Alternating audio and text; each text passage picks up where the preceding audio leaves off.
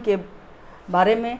और आज की क्लास में हम लोगों को देखना है 1940 का अगस्त ऑफर देखना है, 1942 का क्रिप्स प्रस्ताव देखना है, 1946 का कैबिनेट प्रपोजल को देखना है, फिर इंटरिम सरकार का गठन के बारे में देखना है, और फिर माउंटबेटन योजना को, और सबसे अंतिम में भारत स्वतंत्रता अधिनियम 1947 को देखना है।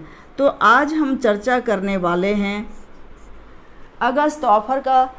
तो सेकेंड वर्ल्ड वार जो है वह 1939 में स्टार्ट हुआ और 1945 में समाप्त हो गया था।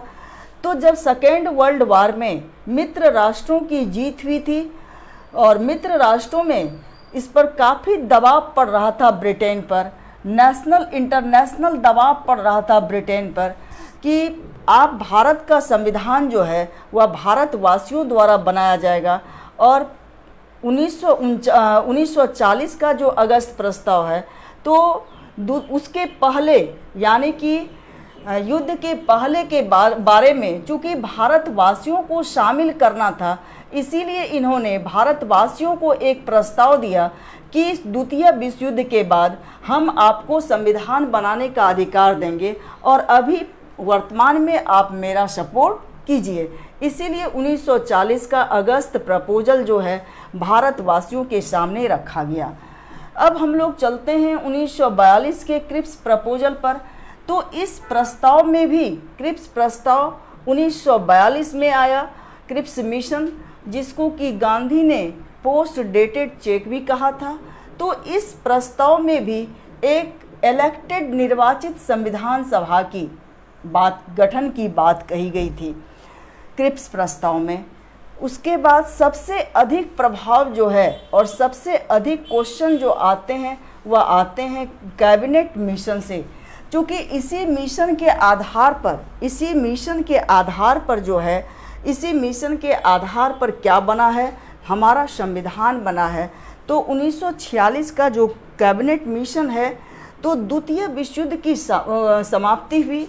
और ब्रिटेन में कितने पार्टी हैं? 2 पार्टी है, तो एक कंजर्वेटिव और एक लेबर पार्टी। तो ब्रिटेन में लेबर पार्टी की जीत हुई और लेबर पार्टी की जीत के बाद वहाँ के प्रधानमंत्री कौन बने? तो ब्रिटेन के प्रधानमंत्री लॉर्ड एटली बने।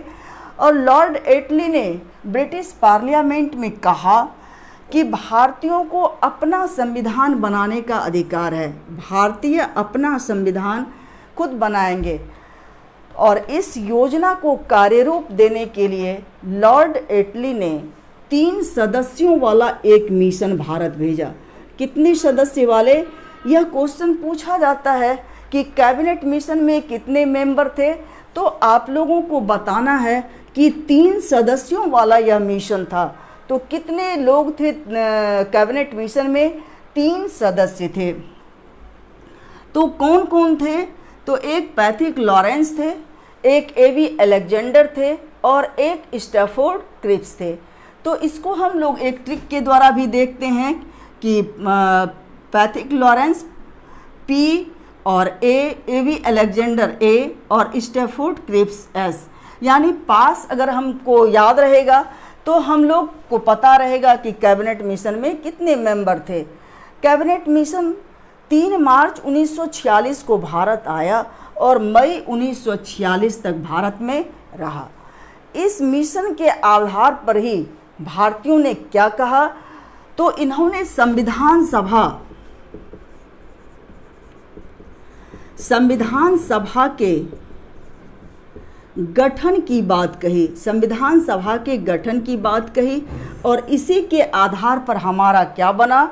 संविधान सभा बना।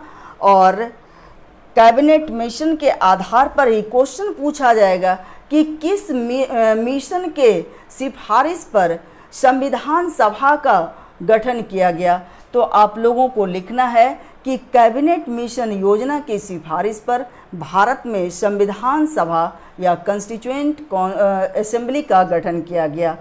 अब आते हैं हम लोग अंतरिम सरकार पर। तो अंतरिम सरकार कैबिनेट मिशन योजना जब भारत आई थी तो उसमें एक अंतरिम सरकार की स्थापना का भी विचार था। तो कितने तारीख को हुआ? तो 24 अगस्त 1946 को अंतरिम सरकार या राष्ट्रीय सरकार और अंतरिम सरकार हम एक को ही कहते हैं। तो राष्ट्रीय या अंतरिम सरकार की घोषणा की गई। और इसका गठन किसने किया? तो इसका गठन जवाहरलाल नेहरू ने 2 सितंबर 1946 को किया। तो अंतरिम सरकार की घोषणा, इसमें 2 तरह का क्वेश्चन पूछा जाएगा कि अंतरिम सरकार की घोषणा कब की गई? तो घोषणा की गई 24 अगस्त 1946 को।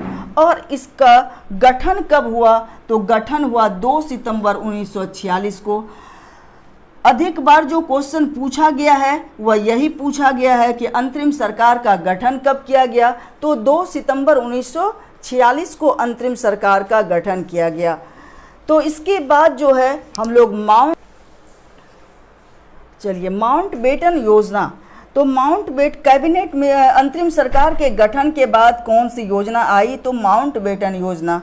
माउंटबेटन 3 जून 1947 को ब्रिटिश संसद में माउंटबेटन योजना प्रस्तुत किया गया। कितने तारीख को किया गया? तो 3 जून 1947 को लॉर्ड माउंटबेटन ने ब्रिटिश पार्लियामेंट में माउंटबेटन योजना को प्रस्तुत किया। तो माउंटबेटन योजना में क्या था? माउंटबेटन योजना जो है वह सरदार वल्लभ भाई पटेल और जवाहरलाल नेहरू के द्वारा भारत विभाजन के बारे में संबंधित एक प्रस्ताव था। और इसी प्रस्ताव को लेकर के माउंटबेटन जो है, लॉर्ड माउंटबेटन ब्रिटिश पार्लियामेंट पहुँचे और इसको लीगल रूप देने के लिए ब्रिटिश पार्लियामेंट में एक अधिनियम पारित किया गया। और जिसे हम क्या कहते हैं? तो भारत स्वतंत्रता विधेयक, इंडियन इंडिपेंडेंस बिल या एक्ट कहते हैं। तो भारतीय स्वतंत्रता विधेयक जो है कब पारित किया गया ब्रिटिश संसद में? तो ब्रिटिश संसद में इसको 18 जुलाई 1947 को ब्रिटिश संसद में पारित किया गया। और इस अधिनियम के तहत ही भारत में 2 राष्ट्रों का जन्म हुआ, एक भारत और एक पाकिस्तान।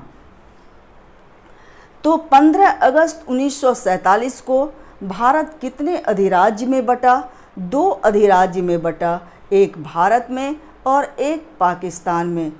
पाकिस्तान में कौन कौन से क्षेत्र शामिल हुए?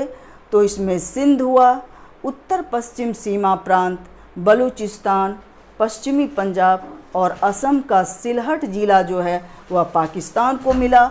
और शेष क्षेत्र जो रहा वह भारत के पास रहा। दोनों अधिराज्यों की विधानसभाओं को अपना अपना संविधान बनाने का पूरा अधिकार दिया गया। और देसी रियासत को चाहे वह पाकिस्तान में मिले चाहे वह भारत में मिले, तो उसको यह अधिकार था, उसकी यह इच्छा पर निर्भर करती थी कि वह किसके साथ जाएगा, भारत में रहेगा या पाकिस्तान में। तो भारत परिषद जो भारत में कानून बनाने वाली संस्था थी, भारत परिषद या इंडिया काउंसिल, उसको समाप्त किया गया। और भारत परिषद को समाप्त कर दिया गया, इंडिया काउंसिल को। और भारत में जो है भारत सचिव का पद जो है वह भारत सचिव का पद भी समाप्त किया गया, इंडिया काउंसिल को समाप्त किया गया। और इस प्रकार भारत स्वतंत्रता विधेयक के द्वारा भारत को ब्रिटिश गुलामी से मुक्ति मिली और एक स्वतंत्र राष्ट्र के रूप में भारत, अपना देश भारत का जन्म हुआ। धन्यवाद।